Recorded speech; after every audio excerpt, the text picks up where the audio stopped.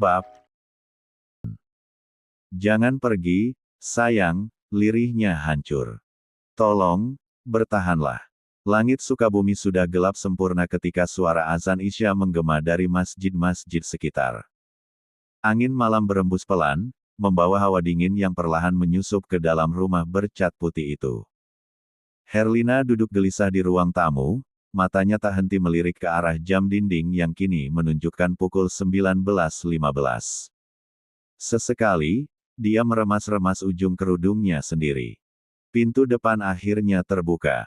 Alea masuk dengan langkah pelan, wajahnya pucat, dan matanya sembab. Wajah yang jelas-jelas baru saja kembali dari pertempuran batin yang menyakitkan. "Dari mana kamu, Al?" Suara Herlina terdengar langsung menuntut, tanpa jeda untuk sapaan. "Kenapa pergi tanpa bilang apa-apa? Kenapa gak ada kabar? Kamu tahu gak Umi cemas mikirin kamu." Alea hanya meletakkan tas kecilnya di kursi dan menjawab datar. "Jalan-jalan, Umi. Mau nenangin diri."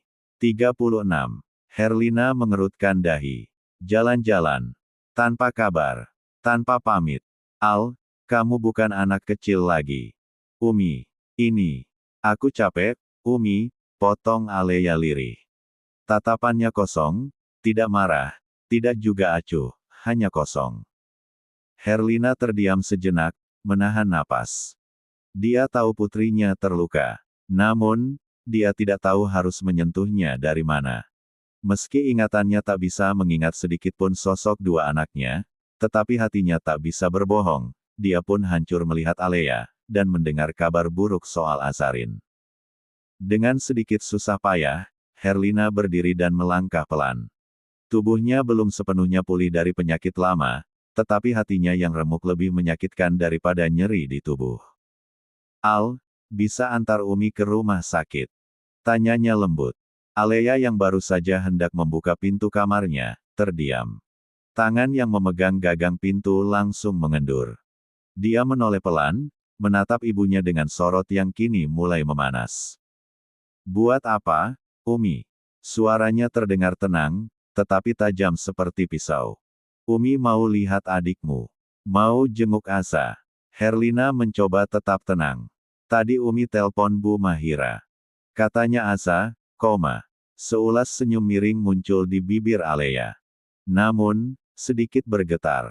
"Kenapa harus repot-repot ke sana, Umi?" ucapnya dengan suara rendah. "Anak Umi yang ini juga sakit." Tangannya terangkat dan memukul dadanya sendiri. "Sekali. 2 kali. Sakit banget di sini. Tapi gak ada yang peduli, kan?" "Alea," Herlina hanya bisa memanggil dengan lirih. Di sana Aza dipeluk mertua, dijaga suami, dipantau dokter. Suara Alea kini meninggi. "Sedangkan aku, ditinggal, dibuang, dilukai. Dan tetap sendiri." Air matanya jatuh. 1 tetes. Namun cepat-cepat dia seka dengan punggung tangan, seperti biasa, seakan tidak ada yang boleh tahu bahwa dia sedang hancur. "Tapi ya udah.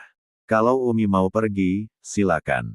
Aku gak akan antar," ucapnya sembari membuka pintu kamar. "Aku capek, aku mau tidur.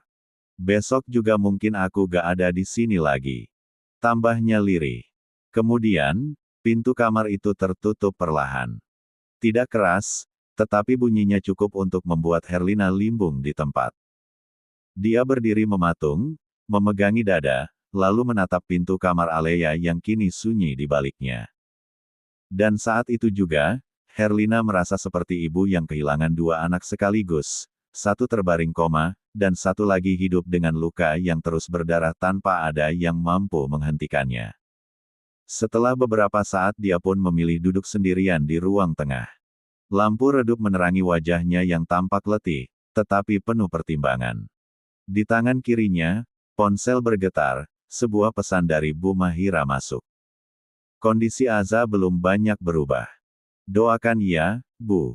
Jari-jarinya gemetar. Hatinya mencelos.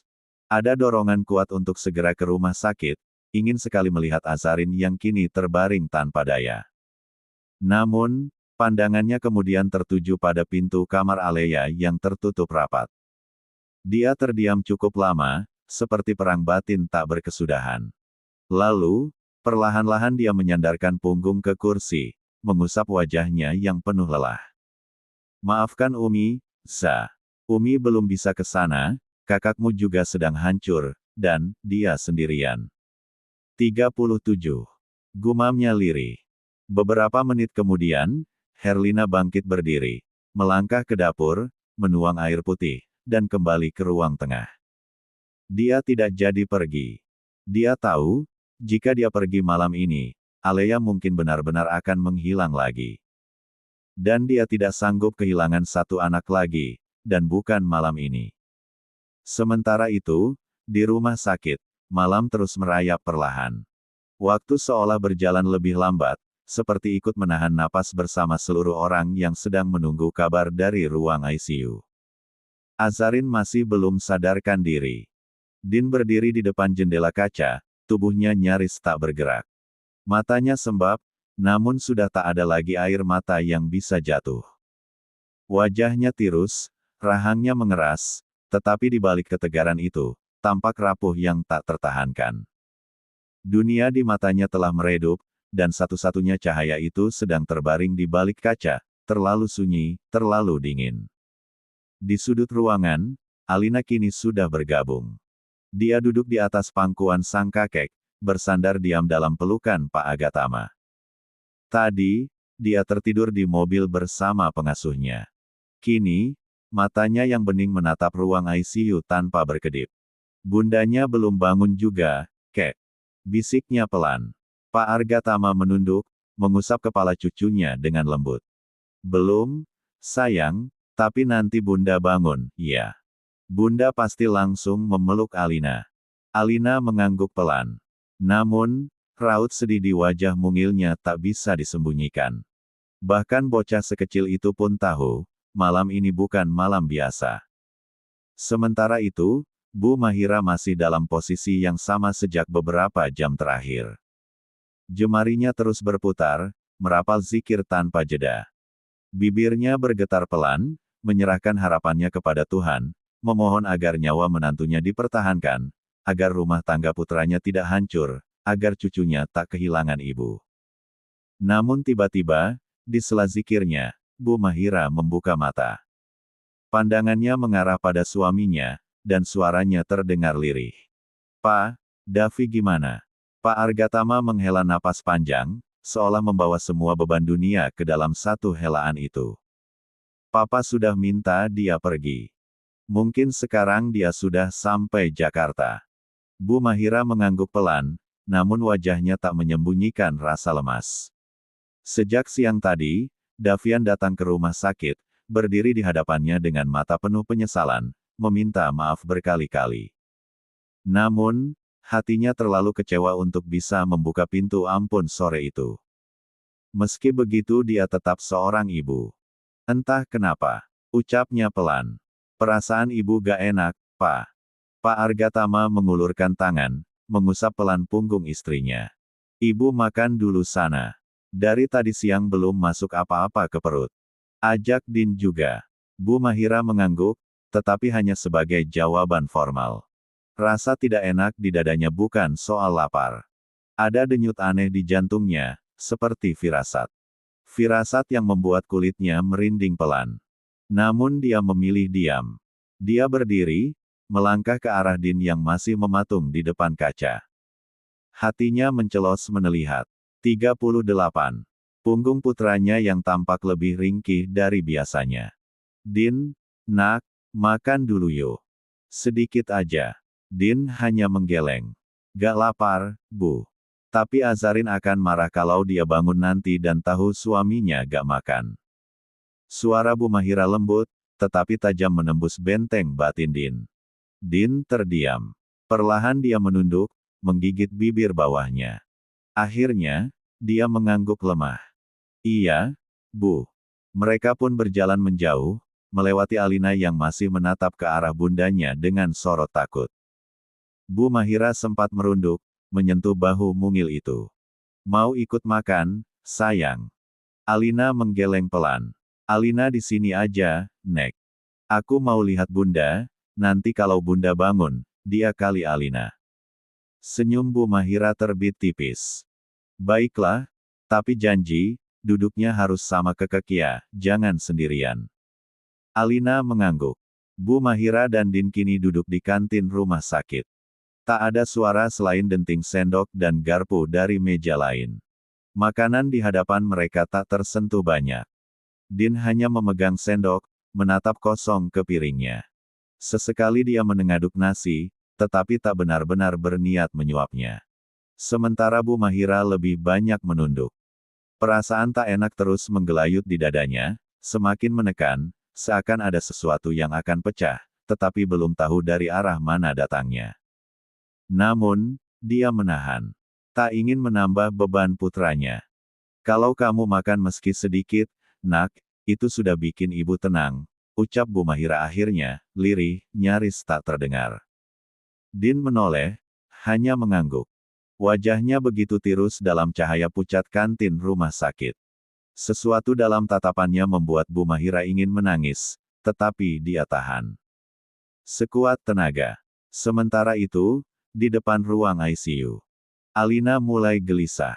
Dia duduk bersandar di kursi, kakinya menggantung sambil menendang-nendang pelan udara kosong. Matanya menatap pintu yang belum juga terbuka sejak tadi. Mbak Santi, boleh Alina pinjam handphone Bunda? Pintanya pelan, namun penuh harap. Santi segera menghampiri dan membuka tas yang dibawanya, mengeluarkan ponsel milik Azarin yang memang selalu digunakan Alina untuk bermain atau melihat foto. Bahkan terakhir kali saat acara jamuan di rumah, Alina masih menggunakannya, sehingga benda pipih tersebut ada di tasnya. Mbak Santi pun menyodorkannya tanpa ragu. Namun, sebelum sempat dinyalakan, Pak Argatama bersuara lembut. Sayang, jangan handphone Bunda, iya. Bundanya masih bobo. Gak sopan, nak. Pakai handphone kakek saja, iya. Alina menggeleng pelan, matanya mulai memerah. Memangnya di handphone kakek ada foto Bunda? Tanyanya dengan polos, tetapi penuh duka. Alina rindu sama Bunda, kek. Alina cuma mau lihat foto-foto Bunda. Pak Argatama tercekat. Dadanya serasa diremukkan perlahan. Anak sekecil ini, menyimpan rindu sebesar 39. Itu. Dia menunduk, dan menyentuh kepala cucunya dengan lembut. Ya sudah, nak, boleh. Tapi hati-hati ya, jangan sampai jatuh. Alina mengangguk. Dia membuka kunci layar ponsel. Di sana, terpampang foto keluarga kecil mereka. Foto bertiga, Alina, Azarin, dan Din tersenyum di depan Ka'bah. Alina menyentuh layar itu, tersenyum, lalu matanya kembali berkaca. Bunda janji sama Alina, hari Minggu kita mau ke rumah Ibu Safa. Kita mau doa bersama di sana, tapi sekarang Bunda bobo di rumah sakit. Pak Argatama menatap layar yang sama. Suara cucunya menghantam tepat di ulu hatinya. Pelan-pelan, sudut matanya mulai basah. Dia menunduk, menekan matanya dengan ibu jari, menyembunyikan isak yang nyaris keluar. Tangan satunya merangkul Alina, menarik tubuh mungil itu ke pelukannya. Alina takut, ya, tanyanya dengan suara parau. Alina mengangguk kecil. Alina, gak punya ibu lagi kalau Bunda gak ada. Dunia seakan runtuh dalam sekejap. Pak Argatama memejamkan mata. Tubuhnya menggigil, menahan tangis. Namun, kalimat berikutnya dari Alina membuat hatinya benar-benar pecah. Alina malah sama Om Davi. Kalau saja Om Davi gak mukul Bunda, Bunda gak akan bobo di rumah sakit. Pak Argatama menegang. Matanya membelalak sesaat. Sayang, kamu lihat. Alina mengangguk lemah. Alina melihat Om Davi mukul perut Bunda. Alina lihat Tante Alea mukul wajah Bunda. Pak Argatama menelan air liurnya. Dia tak menyangka Alina menyaksikan kekerasan 2 kali yang dialami ibunya. Sayang, Om Davi gak sengaja. Tapi dia mukul. Potong Alina cepat. Alina lihat, kek. Alina lihat sendiri. Bunda jatuh, telus diem. Alina takut banget. Jantung Pak Argatama seperti diremas erat dari dalam. Seketika dia menyadari, luka di dada cucunya jauh lebih besar dari yang terlihat. Bukan hanya trauma melihat ibunya tak sadarkan diri. Namun, dia juga